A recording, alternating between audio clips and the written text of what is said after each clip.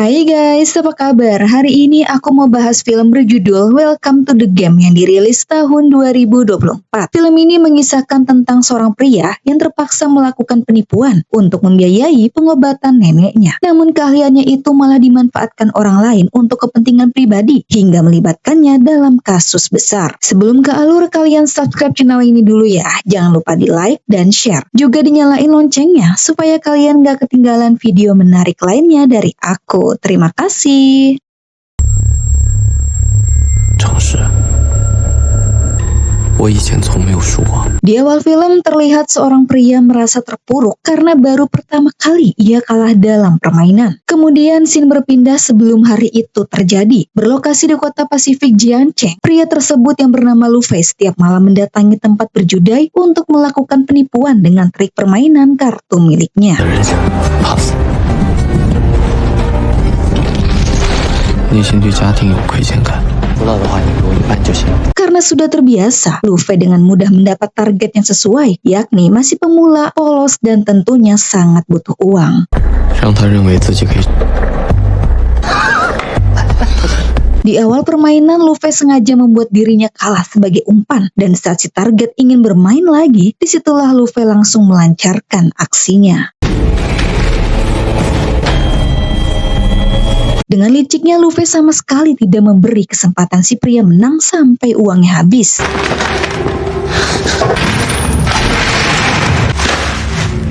Setiap uang yang didapat hasil nipu, Lu Fei langsung membelikan 2 kantung darah yang ternyata Lu Fei melakukan semua itu hanya untuk neneknya yang kini sedang ia rawat di rumahnya sendiri.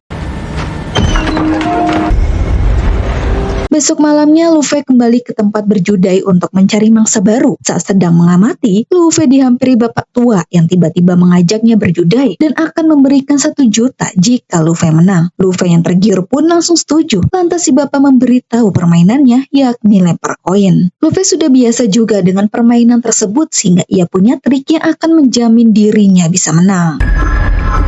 利用好机会。 Sial sekali, Lu Fei ternyata kalah. Namun dia kaget mendengar si bapak mengetahui namanya. Lantas si bapak berkata jika tak hanya nama saja, dia juga tahu penipuan yang dilakukan Lu Fei kepada para pengunjung di tempat ini. Maka dari itu, si bapak juga memakai trik untuk menipu Lu Fei yang tidak disadarinya. Dan karena Lu Fei kalah, ia harus membayar 1 juta dalam waktu 7 hari. Di tengah obrolan, si bapak memanggil karyawan untuk melarang Lu Fei datang ke tempat ini lagi. Lu Fei tak menduga, si bapak ternyata pemilik tempat tersebut bernama Qin Haipei. Saat Qin pulang ke rumahnya, Lu Fei diam-diam mengikuti. Lalu Lu Fei segera sembunyi ketika melihat seorang wanita kabur dari rumah Qin. Penasaran wanita itu siapa, Lu Fei membuntutinya. Di tengah jalan, Lu Fei malah kehilangan jejaknya. Dan di saat itu pula, Lu Fei kepergok oleh wanita tersebut. Tapi anehnya, dia tidak marah dan malah mengajak Lu Fei mengobrol di tempat lain. Sambil makan, mereka saling berkenalan. Wanita itu rupanya anak Qin bernama Qin Xiaoyou. Mengetahui Lu Fei memata-matai ayahnya, Xiaoyou bisa menebak jika Lu Fei pasti punya utang ke ayahnya, lantaran Lu Fei bukan orang pertama kali. Lantas Xiaoyou memberi cara agar Lu Fei bisa melunasi hutangnya, yakni dengan menculiknya. Mendengar itu, Lu Fei yang tidak ingin menambah masalah menolak mentah-mentah.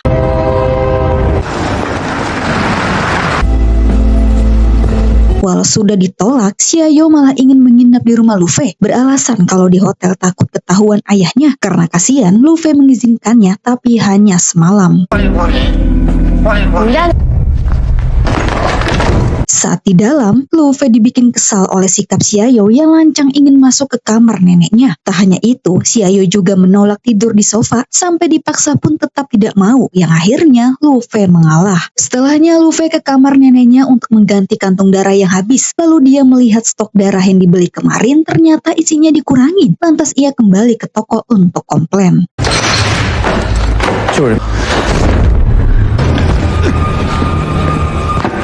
Sontak Lu Fei sangat panik saat tiba-tiba dirinya dibawa seseorang dengan cara seperti diculik yang ternyata itu ulah Qin. Sambil menahan takut, Lu Fei mencicipi makanan yang ditawarkan Qin.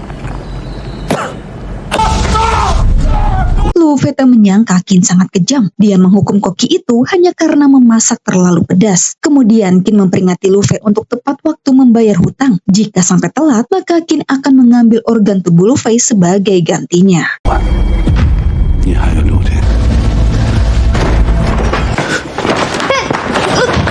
Setibanya di rumah, Luffy melihat Xiaoyu masih belum juga pergi, lantas ia mengusirnya. Lalu sambil membersihkan coretan di tubuh, Luffy memikirkan ancaman Qin yang membuatnya sangat tertekan. Tak ingin mati, Luffy menerima tawaran Xiaoyu. 还是你被绑架了？ 你确定我是怎么被你绑？ Setelah sepakat, mereka mulai menyusun rencana. Hal yang pertama dilakukan, mereka harus membuat penculikan ini seperti sungguhan untuk meyakinkan Qin, yaitu dengan meletakkan jaket Xiaoyu di rumah Qin. Lalu kemudian mereka mengirim foto Xiaoyu sedang disandra melalui situs judai luar negeri guna menghindari pelacakan. Karena Luffy yakin Qin akan melibatkan polisi, dan tak tanggung-tanggung, Xiaoyu menulis uang tebusan sebesar 10 juta. Selesai itu, Xiaoyu mengungkapkan kalau dirinya kabur itu karena muak selalu dikekang oleh ayahnya. Bahkan ayahnya lebih sayang ke adiknya. Sedangkan Xiaoyu tak pernah dianggap sebagai keluarga karena hanya anak tiri. Makanya dia sengaja meminta tebusan sebanyak itu. Keesokan harinya mereka menunggu sampai seharian tapi belum juga dibalas oleh Qin. Lantas Luffy pergi untuk mengamati sekitar rumah Qin.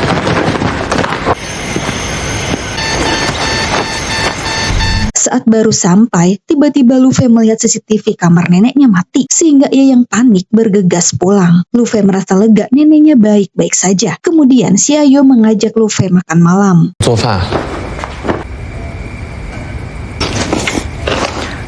Luffy makan nampak lahap, namun ketika tahu yang ia makan itu daging burung miliknya, Luffy langsung murka. Di waktu yang sama terdengar ada yang datang.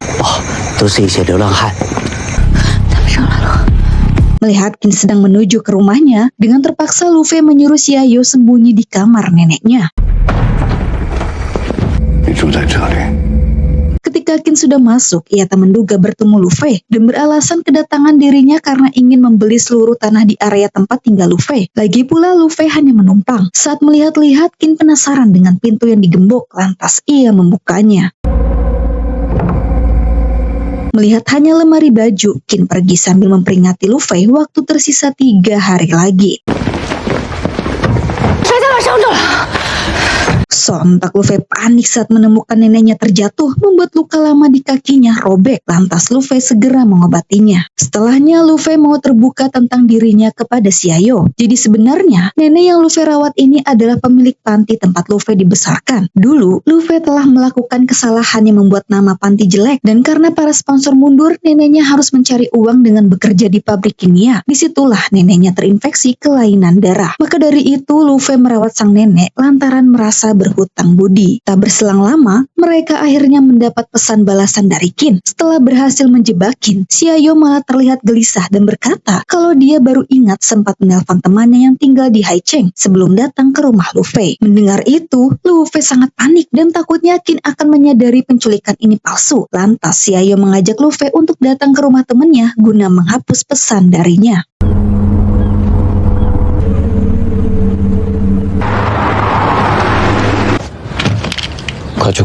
Keesokan harinya saat sampai di tujuan, Luffy meminta Xiaoyu pergi sendirian karena kalau berdua terlalu beresiko. Beberapa saat kemudian, di tengah menunggu, Luffy menerima pesan dari Qin yang ingin berbicara dengan Xiaoyu 10 menit lagi. Luffy yang panik tiba-tiba dibuat kaget saat mobilnya ditabrak. Karena tidak punya waktu banyak, Luffy mengabaikan mereka. Dan saat melihat Xiaoyu sudah kembali, ia segera membawa Xiaoyu ke tempat yang sepi. Setibanya di apartemen, Luffy langsung memasang kartu baru untuk menelpon Qin. Dan Luffy menyuruh Xiaoyu berakting.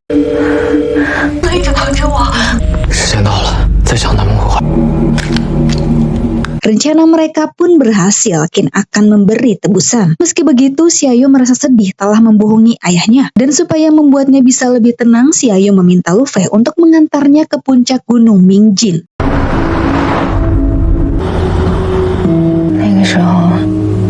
Singkat waktu, sesampainya di tujuan, Xiaoyu berkata bahwa dulu saat ia kecil, Qin mengajaknya ke tempat ini. Dia pikir akan melihat bintang, tapi ternyata hanya untuk mengecek tanah. Lalu, Xiaoyu bertanya kepada Lu Fei uang tebusan itu akan digunakan untuk apa. Lu Fei berkata, dirinya ingin memberi pengobatan terbaik agar neneknya bisa sembuh. Selesai curhat, Xiaoyu mengajak Lu Fei melihat bintang.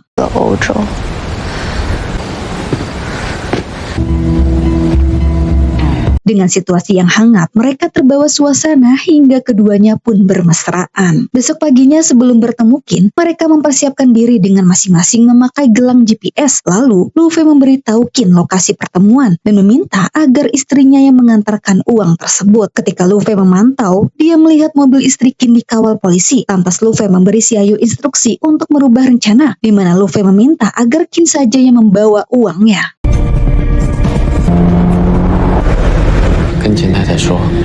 Lu Fei sangat hati-hati. Ia takut polisi telah memasang alat pelacak di mobil serta tubuh istri Qin.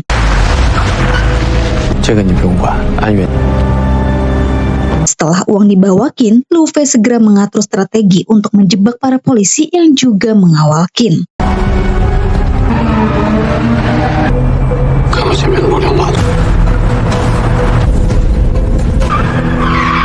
Setelah berhasil, Lu Fei segera pergi menggunakan mobil lainnya yang memang sudah disiapkan. Singkat waktu, saat Qin sudah sampai di lokasi pertemuan, Lu Fei meminta agar uangnya dilempar. Akan tetapi, Qin menolak lantaran ingin melihat putrinya dulu. Lantas Lu Fei memberi ancaman yang membuat Qin pun menuruti.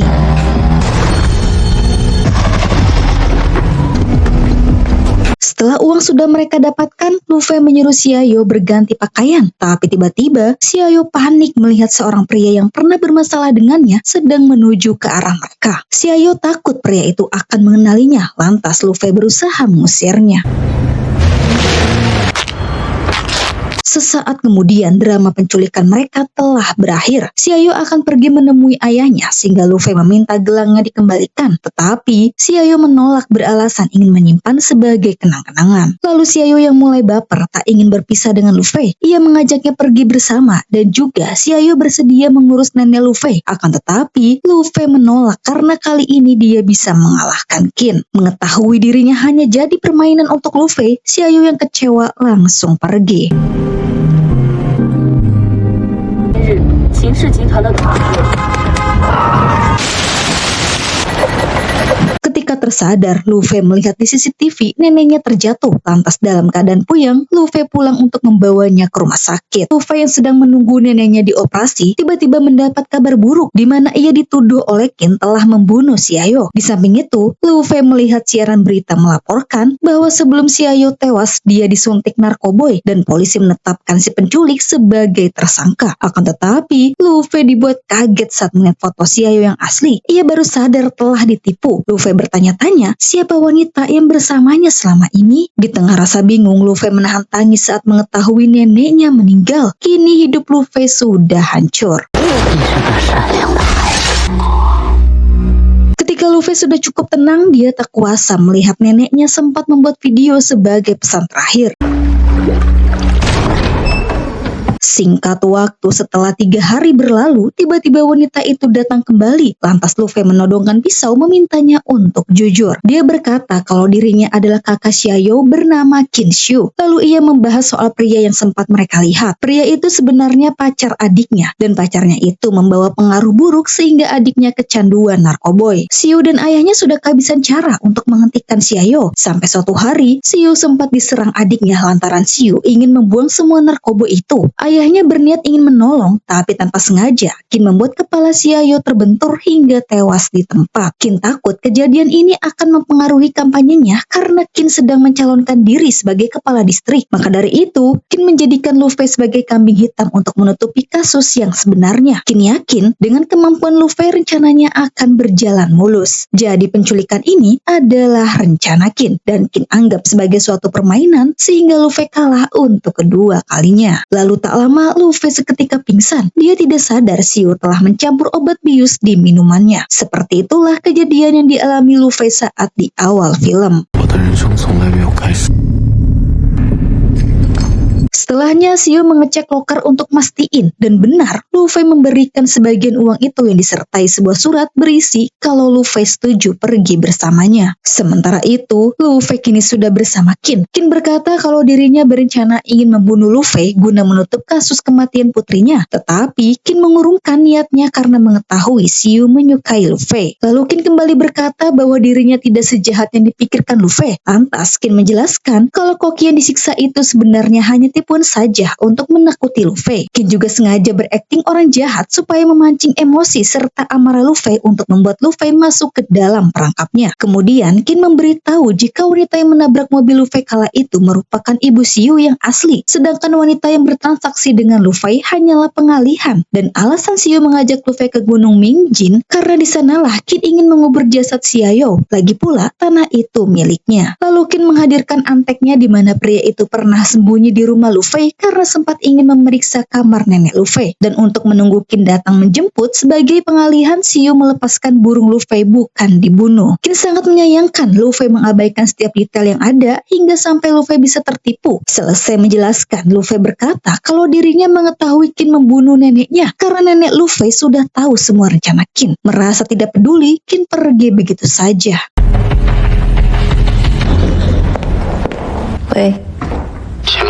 Keesokan harinya saat Xiu sedang di kantor, tiba-tiba ia ditelepon oleh Luffy yang mengajaknya pergi bersama ke Brazil. Belum memberi jawaban, Luffy langsung menutup telepon.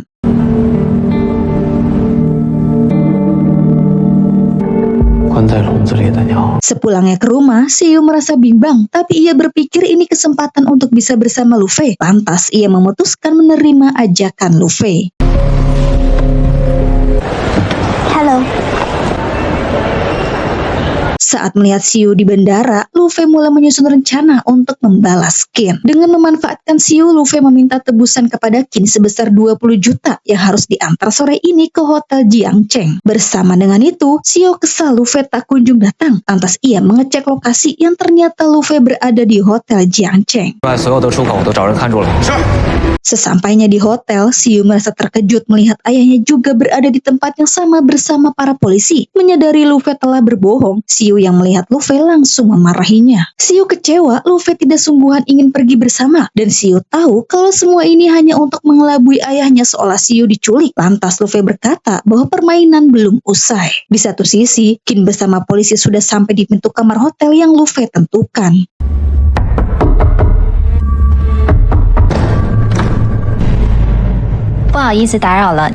Rupanya Luffy telah menjebak Kin dengan sengaja memberi kamar yang salah dan menghadirkan pacar Xiao untuk membongkar kasus kematian Xiao. Tak hanya itu, Luffy juga menaruh beberapa barang bukti sehingga polisi akan membuka kembali kasus kematian Xiao. Dan saat Kin dibawa polisi untuk melakukan penyidikan, Luffy berkata bahwa dirinya puas telah mengalahkan Kin. Mendengar itu, Xiao semakin kecewa, ia pun pergi, tapi ditahan Luffy. Sambil menunjukkan tiket, Luffy berkata dirinya sungguhan ingin pergi bersama ke Brazil, tapi nanti. Itu berarti Luffy juga memiliki perasaan yang sama. Dan kini mereka mulai menjalin hubungan, di mana kebersamaan mereka ini dilihat oleh Kin, tapi Kin tak bisa berbuat apapun. Lalu film pun sudah berakhir.